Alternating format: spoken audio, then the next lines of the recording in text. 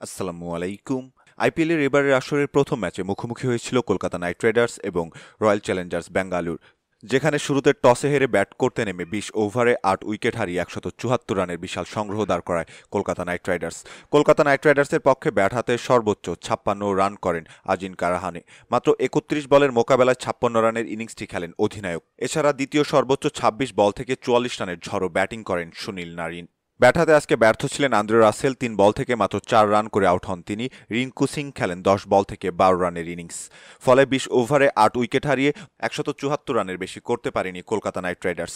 ১৭৫ রানের জবাবে ব্যাট করতে নেমে ২২ বল ও ৭ উইকেট হাতে রেখে জয় নিশ্চিত করে royal Challengers Bangalore. Royal Challengers Bangalore পক্ষে ব্যাট হাতে সর্বোচ্চ ৫৯ রান করে অপরাজিত থাকেন বিরাট কোহলি।